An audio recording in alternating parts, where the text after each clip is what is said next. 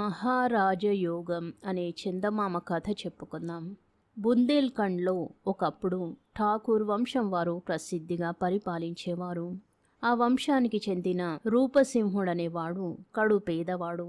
అతనికి ధనం గాని ఆస్తి గాని చివరకు బంధువులు గాని లేరు. అతనికున్న ఆస్తి యావత్తు చినిగిపోయిన దుస్తులు, 2 గోనె పట్టాలు, ఒక గొడ్డలి. ఈ గొడ్డలితో రూపసింహుడు ఉదయం నుంచి మధ్యాహ్నం దాకా అడవిలో కట్టెలు కొట్టి వాటిని తెచ్చి 3 రూపాయలకు అమ్ముకునేవాడు. అందులో 2 రూపాయలు ఖర్చు పెట్టి చాకలి వాళ్ళ దగ్గర రాజులు ధరించే దుస్తులు అద్దెకు తీసుకునేవాడు. మరొక రూపాయికి గుర్రం ఒకటి అద్దెకు తీసుకునేవాడు. ఆ బట్టలు ధరించి గుర్రమెక్కి వాయువేగంతో నగరపు వీధుల వెంట రాజటీవీతో సవారీ అయి వెళ్ళేవాడు. మంచి యువకుడు, అందగాడు అయినా ఈ వ్యక్తిని చూసి అందరూ అతనెవరో రాజు అనుకునేవారు.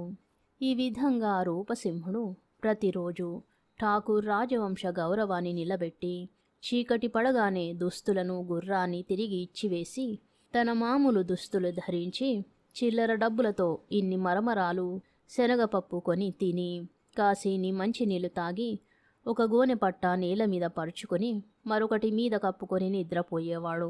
తిరిగి మర్నాడు ఉదయం గొడ్డలి భుజాన వేసుకుని కట్టెలు కొట్టడానికి అడవికి బయలుదేరేవాడు. ఒకనాడు రూపసింహుడు అడవిలో కట్టెలు కొడుతూ ఉండగా అతనికి సమీపం నుంచి సువాసన తగిలింది. సమీపానికి వెళ్ళి చూసేసరికి మంచి గంధపు చెట్టు కనిపించింది. రూపసింహుడు గొడ్డలితో మంచి గంధపు చెట్టు బెరడు కొంత చెక్కి తీసుకుని యథాప్రకారం కట్టెలు కొట్టుకొని సాయంకాలానికల్లా నగరానికి తిరిగి వచ్చాడు. ఆ సాయంకాలం రూపసింహుడు రాజదుస్తులు ధరించి గుర్రం మీద ఎక్కి వాయువేగంతో సవారీ అయిపోతుండగా నగరపు కూడలిలో ఒక పరదేశీ అతనికి ఎదురై "నమస్కారం మహాప్రభు" అన్నాడు. "ఎవరవోయ్ నీవు" అని ఠీవిగా ప్రశ్నించాడు రూపసింహుడు. "ప్రభు, నేను వ్యాపారం చేసుకునేవాణ్ణి.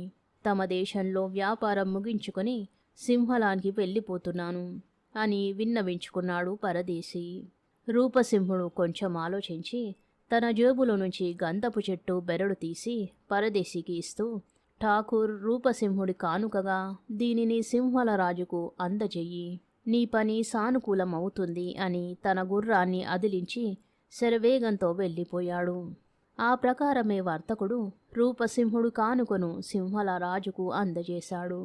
గంధపు చెక్క ఎరుగని సింహల రాజు ఠాకూర్ రూపసింహుడి కానుకకు ముగ్ధుడై వర్తకుడికి సమస్త సదుపాయాలు చేయడమేగాక అతని ద్వారా రూపసింహుడికి రత్నాలు పొదిగిన పాదుకలు బహుమానంగా పంపాడు. ఆ వర్తకుడు తిరిగి వచ్చి రూపసింహుడి కొరకు నగరు కూడలిలో వేచి ఉండగా రూపసింహుడు గుర్రం మీద వచ్చాడు. "నమస్కారం మహాప్రభు" అన్నాడు వర్తకుడు. "ఎవరవోయ్ నీవు" అన్నాడు రూపసింహుడు గుర్రం ఆపి. "మహాప్రభు, నేను పరదేశీ వ్యాపారిని.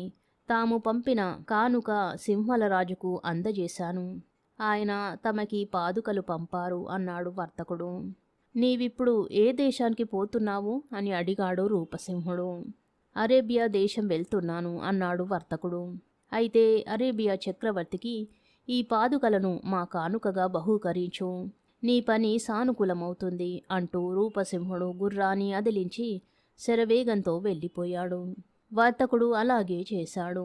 అరేబియా చక్రవర్తి రత్నాలు పొదిగిన పాదుకలు చూసి అటువంటి అమూల్యమైన కానుక పంపిన రాజు సామాన్యుడై ఉండడని భావించాడు. అరేబియా దేశపు గుర్రాలు ఉత్తమాశ్వాలు.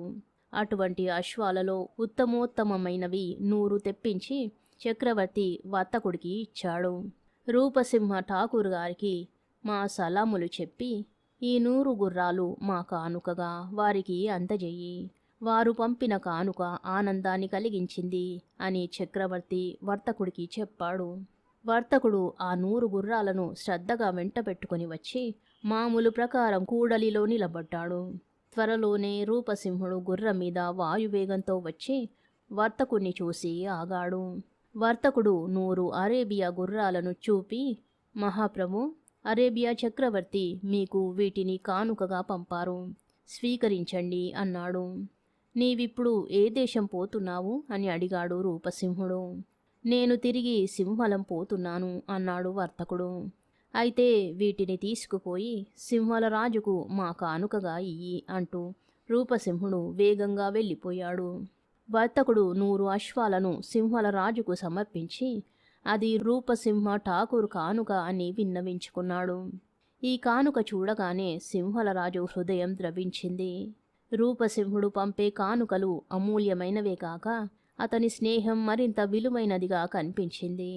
రూపసింహుడు యువకుడని, అందగాడని వర్తకుడి వల్ల విని సింహలరాజు తన ఏకపుత్రికను అతనికిచ్చి పెళ్లి చెయ్య తలపెట్టాడు.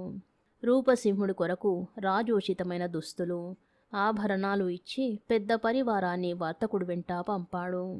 రూపసింహుడి నివాస స్థానం తెలియని కారణం చేత వర్తకుడు సింహలరాజు పంపిన పరివారాన్ని నగరపు కూడలిలో ఉంచాడు.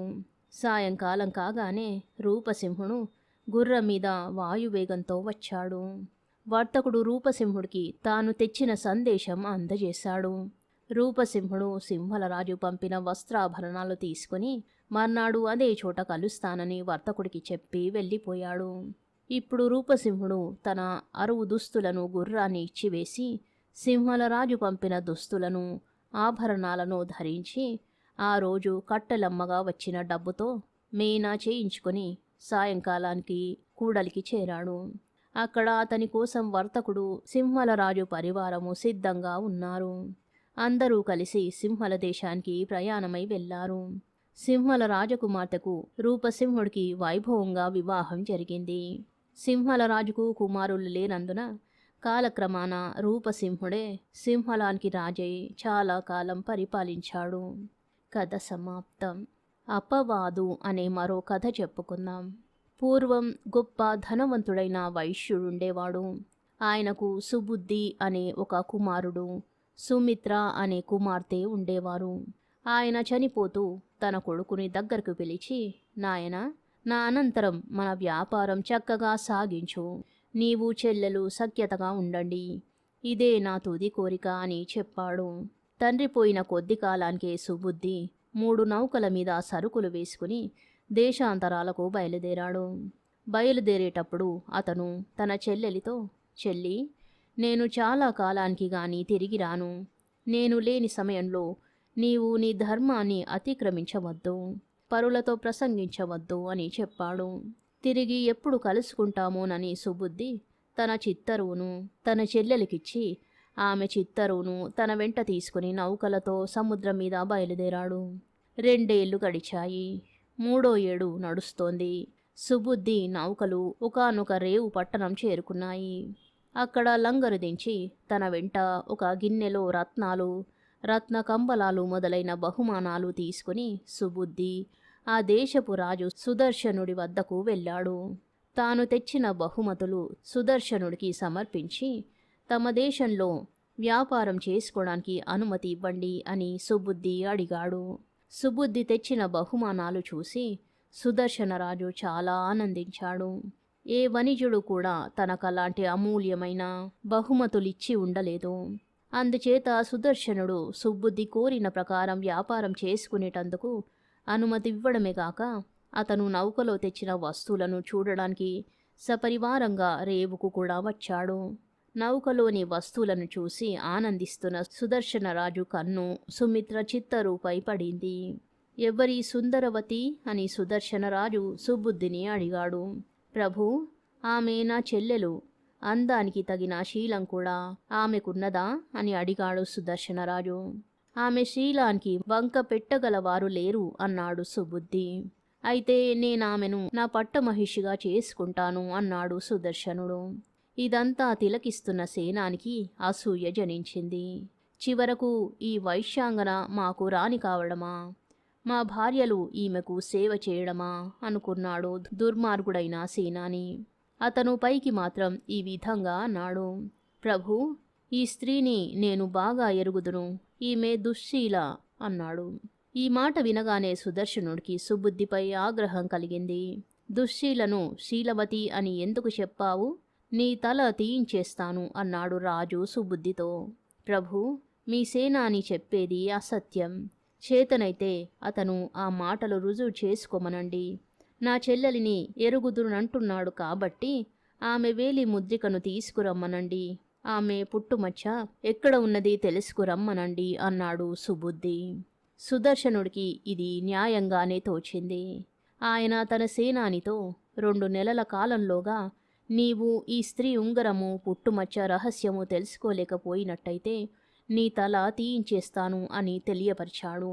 సేనాని వెంటనే ప్రయాణమై సుమిత్ర ఉండే దేశానికి వచ్చాడు.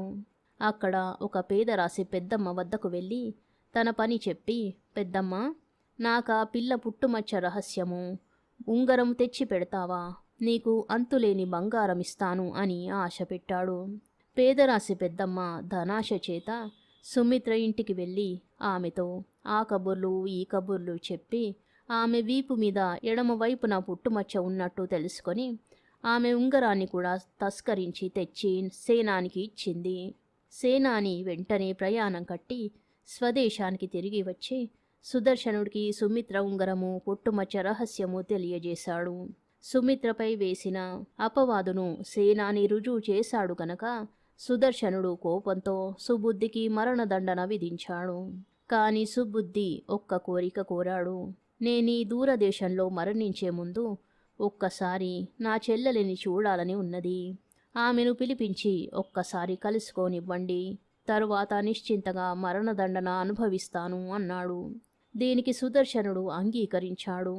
సుబుద్ధి తన చెల్లెలికొక జాబు వ్రాసి సుదర్శనుడి దూతల ద్వారా ఆమెకు పంపాడు.